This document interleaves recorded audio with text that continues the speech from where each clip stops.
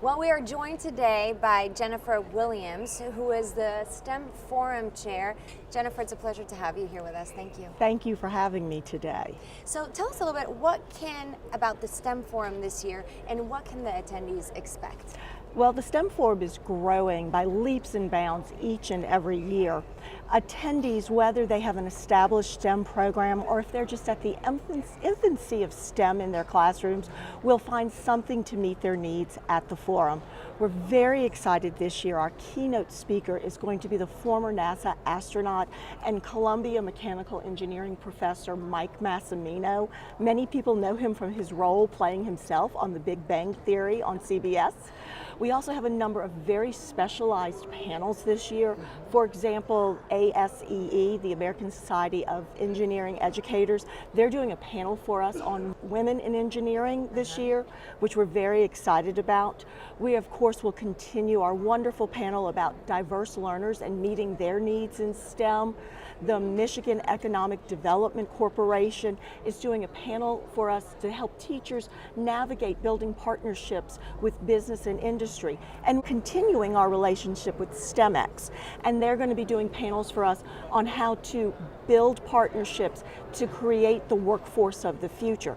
So like I said, if you're at the beginning of STEM in your classroom or you're at an established STEM school, you're going to find something to meet your needs and to help you learn and grow as a professional and as a person at the forum. I mean, all these people sound amazing, and the amount of knowledge that they're going to be able to put out there to all the people wanting to learn sounds amazing.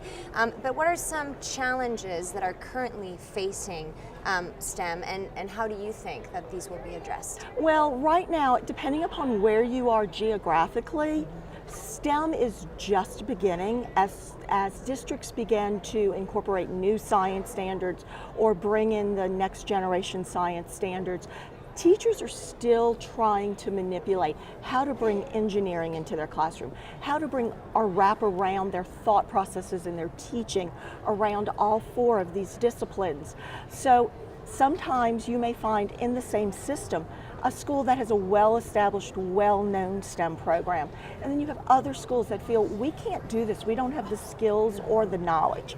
And so those teachers, if they come to us, they will find something to help them maybe just bring one STEM lesson into their classroom, or to help an administrator navigate, how do I assess teachers in STEM? Or how do we assess students in STEM?